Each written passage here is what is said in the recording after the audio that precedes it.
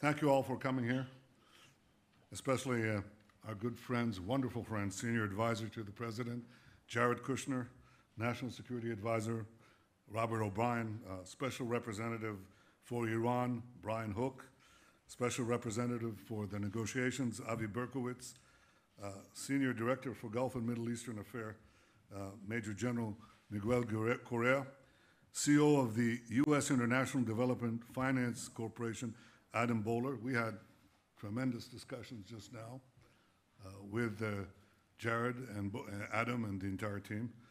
Special Assistant to the President, Rob Greenway. It would be a pleasure to host all of you in Jerusalem on any day, but it's a special pleasure to do so today, because tomorrow you will be on the first ever Israeli commercial flight to the UAE, together with a high-level Israeli delegation. We're all thrilled by the pace, the swift pace of normalization between Israel and the UAE. Yesterday, the Emirates officially abolished the anachronistic boycott of the Jewish state, and this opens the door for what I can only call unbridled trade, tourism, investments, exchanges between the Middle East, two most advanced economies. And you will see how the sparks fly on this. It's already happening. The day will come, and it won't be far away, when we will ask, how could it have been any other way? Because today's breakthroughs will become tomorrow's norms. It will pave the way for other countries to normalize their ties with Israel. I think for far too long the Palestinians have had a veto on peace, not only between the Palestinians and Israel, but between Israel and the broader Arab world. And if we're up to some of these Palestinians, Israel would have to withdraw to the indefensible 67 lines, expel over 100,000 Jews from their homes in our ancestral homeland, divide our capital, Jerusalem, flood Israel with descendants of refugees, put our country at risk while still refusing to recognize the one and only Jewish state. Now, this has been a long-held position on them. I told Jared and the delegation that on the 100th anniversary of the Balfour Declaration 3 years ago, they were suing Britain. They planned to sue Britain for the Balfour Declaration. So if we have to wait for the Palestinians, we would have to wait forever. Well, no longer. Two things have changed that. The first thing is the Trump plan, and the second thing is the willingness of Arab states, supported enormously by the United States of America, to advance peace without a Palestinian veto. The Trump plan is the first realistic initiative for an Israeli-Palestinian peace. Israelis and Palestinians won't have to leave their homes. No one will be uprooted. Areas of Jewish population and areas vital to Israel's security are envisioned being incorporated to sovereign Israel, and Israel retains overriding security control in the areas west of the Jordan River, both on the ground and in the air. I've expressed my willingness to negotiate peace on the basis of the Trump plan, and as more Arab and Muslim countries join the circle of peace, the Palestinians will eventually understand that their veto is dissipated, and they will be hard-pressed to remain outside the community of peace. We've been working at this for quite some time. Jared, you've been doing so in your own sphere with the able help of all your teammates and President Trump. I was doing this from another direction 3 years ago.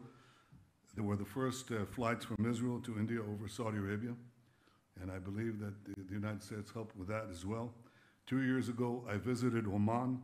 1 year ago, I visited Chad. Half a year ago, I met with the leader of Sudan, and these are few of the publicized steps. There are many more unpublicized meetings with Arab and Muslim leaders who recognize that their true interests are to normalize relations with the State of Israel. I believe that peace favors the strong, peace favors those who innovate, peace favors those who are willing to confront the neighborhood bully, peace favors Israel. Yet we could not seal this historic peace with the Emirates and with others that are in line without the tremendous support of our great and loyal friends from the United States of America.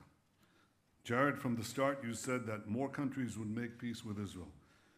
You were dismissed, sometimes ridiculed, scoffed at. Well, I'm glad, I'll be charitable, I'm glad that those critics have been proven wrong, dead wrong. It's true that some countries still hold out, making the perfunctory statements in support of Palestinian demands, but we know that reality has changed because we have changed it. We are changing it as we speak. And I want to thank you for everything that you are doing in this regard. Of course, these positive developments are not welcomed by everyone. While we seek progress and modernity, the tyrants of Tehran want to take us back to a dark age of theocratic medievalism. And if this murderous terrorist regime ever developed nuclear weapons or the means to develop it, they would promptly scuttle the peace and they would endanger the entire world. We must not let that happen, and we will not let that happen. I want to commend President Trump for standing up firmly to Iran, for abandoning the flawed and dangerous JCPOA, for taking out such master terrorists as Qasem Soleimani, for triggering the snapback sanctions at the United Nations. And I will be discussing these matters and more with National Security Advisor Robert O'Brien. In opposing Iran's war machine, the United States is showing true global leadership. I note with satisfaction that, like Israel, countries of the Gulf Cooperation Council are now openly, and I stress the word openly, supporting the American position. They quietly and discreetly supported the opposition to the JCPOA, but now they've come out and openly supported the American position, and this reflects a change in the making. I call upon all countries to get behind the United States in confronting Iranian aggression. I want to thank each of you for your hard work. I want to thank President Trump for his steadfast friendship and support. Our common goals of peace, prosperity, and security are in hand. And as we stand against the purveyors of terror and aggression, we also stand ready to till the fields of peace and bring its bountiful fruits to our people and to our entire international community, to the world. Thank you. Thank you. Here, that's good. Ambassador O'Brien. Thank you, Prime Minister, and good afternoon. It's a pleasure to be back in Jerusalem, especially on the heels of this historic peace accord between Israel and the United Arab Emirates, and it's always great to be here with my friend, Prime Minister Netanyahu. I bring you greetings from President Donald J. Trump, and Prime Minister, he sends his congratulations to you on this impressive accomplishment that you've done you helped create on behalf of the people of Israel, and those are heartfelt. The Abraham Accords represent the most significant step towards peace in the Middle East in 25 years. The UAE is the first major Arab state to recognize Israel since Jordan did so in 1994. I want to recognize my colleague, Senior Advisor to the President, Jared Kushner, and his entire team. I'd like to recognize our NSC team. They all worked very hard under President Trump's leadership to assist the parties in reaching this game-changing agreement. Soon, these two important countries and key American partners in the region will exchange ambassadors, begin cooperation on a broad range of fields, including education, healthcare, trade, security, and finance. Combining Israel's innovation and creativity with the UAE's financial centers and capital is going to establish something that's truly incredible for the Middle East. It's going to be very, very special. On the religious and cultural front, Muslims who wish to pray at the Al-Aqsa Mosque will be able to fly from Abu Dhabi to Tel Aviv, where they will be welcomed. Israel's security continues to be strengthened, and it is one of our highest priorities in the Trump administration. Our two nations have never been closer. Jerusalem is the capital of Israel, and so President Trump kept his promise and moved our embassy to this beautiful city. The U.S. has also recognized Israel's sovereignty over the Golan Heights.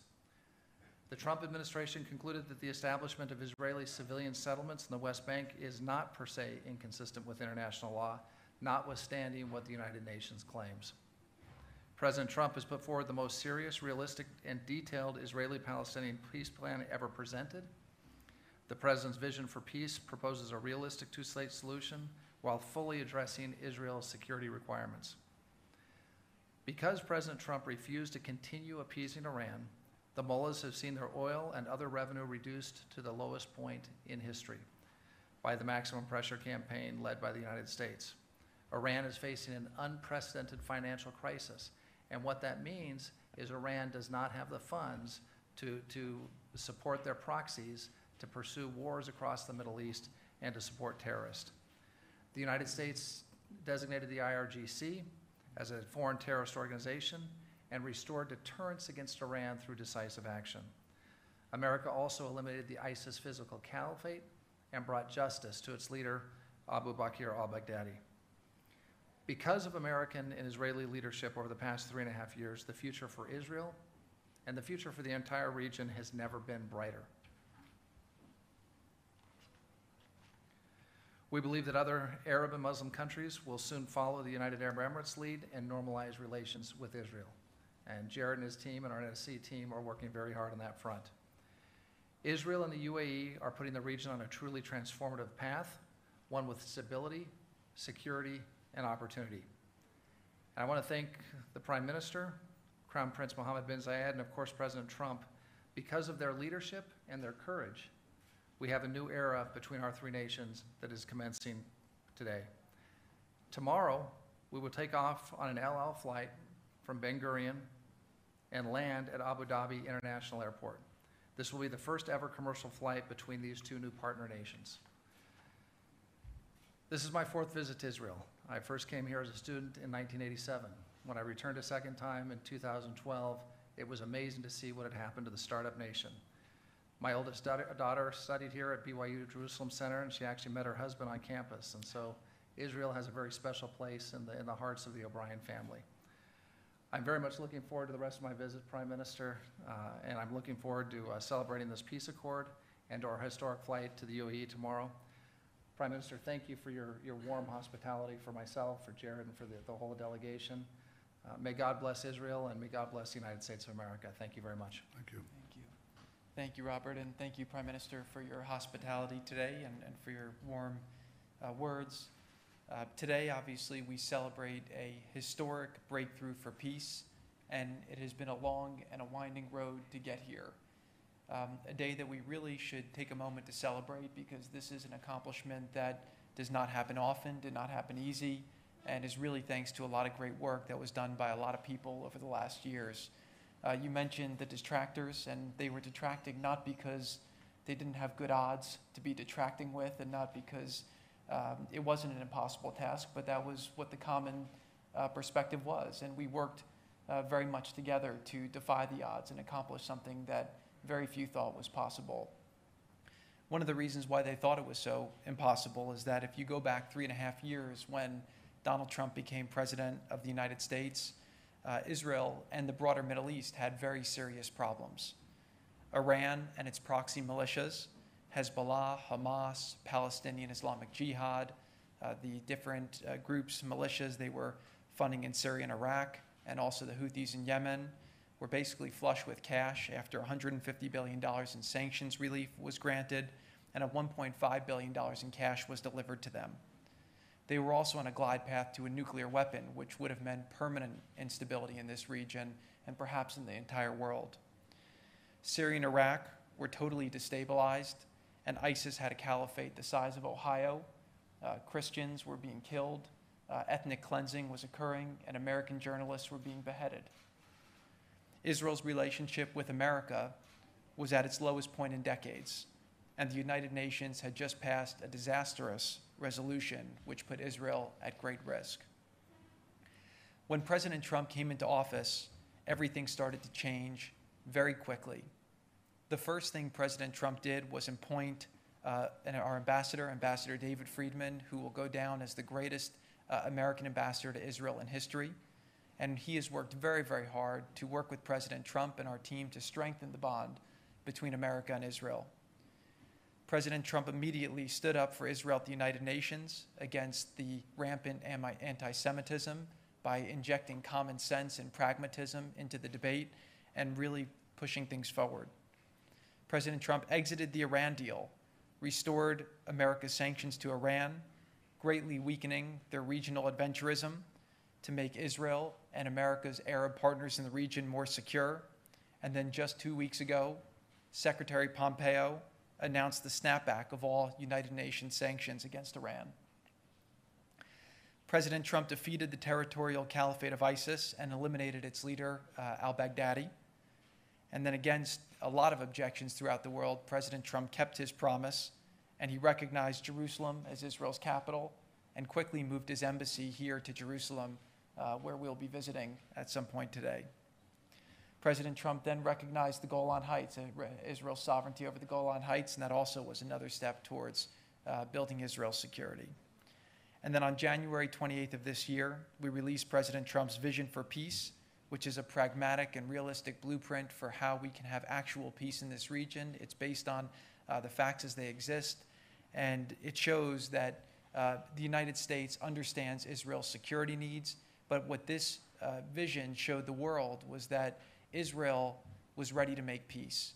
And the offer that's been made to the Palestinians is a very gracious, realistic offer. And when they are ready to make peace, they now have the opportunity to do so. And that offer showed other people in the region that Israel was serious, and that led to the breakthrough we've had here today. When President Trump announced the deal, it shouldn't be lost on people that ambassadors from the United Arab Emirates, Oman, and Bahrain attended the ceremony at the White House, perhaps foreshadowing what we've been able to accomplish here. And then finally, on August 13th, not finally, just the last, there'll be a lot more to come. On August 13th, President Trump, Prime Minister Netanyahu, and the Crown Prince Mohammed bin Zayed announced a historic peace agreement that will create previously unthinkable economic and security, religious opportunities between the two of the greatest countries in this region. From President Trump's very first trip as president, when he went to Saudi Arabia and he addressed the 54 leaders of Arab and Muslim countries, and then went to Israel and then to Rome, he has been writing a script for a new Middle East. President Trump has been standing strongly with America's friends to accomplish our common goals and to defeat our common enemies. He has reversed 20 years of bad outcomes in the Middle East, and he has built a strong foundation for even greater progress to be made.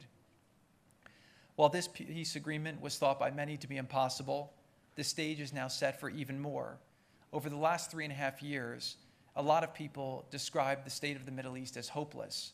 But what I've felt over the last couple weeks is a new sense of optimism, and we must seize that optimism, and we must continue to push to make this region achieve the potential that it truly has. Over the last 2 weeks alone, the United Arab Emirates and Israel have opened direct phone connections, have had calls between two countries' officials from the health and the foreign ministers. They've seen an end to the economic boycott of Israel after 48 years, and they've closed the first of what will be hopefully be many business deals to come. And then tomorrow, very proudly, I will be taking the first ever commercial flight from Israel to the United Arab Emirates, El Al Flight 971. This deal will bring Israel, the United Arab Emirates, and America closer together in our security cooperation as we face common threats. 4 years ago, my father-in-law asked me to work on peace in the Middle East. I've given it my all. There is still much work left to accomplish, but the Abraham Accords is a giant step forward. To have played a role in its creation, and I say this as the grandson of 2 Holocaust survivors, it means more to me and to my family than I can ever express. We will continue to pursue peace between Israel, the biblical homeland of the Jewish people, and its Arab and Muslim neighbors, and I have never been more hopeful about peace.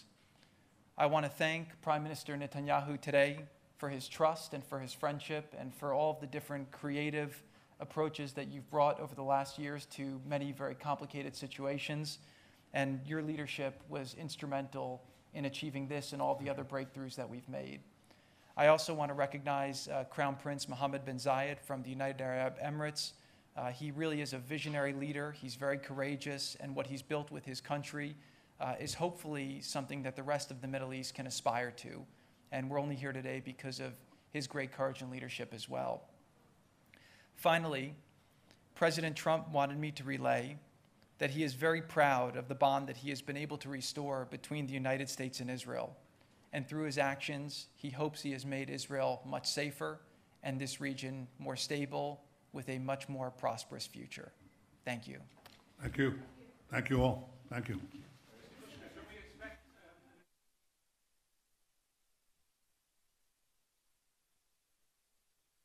To the shade now.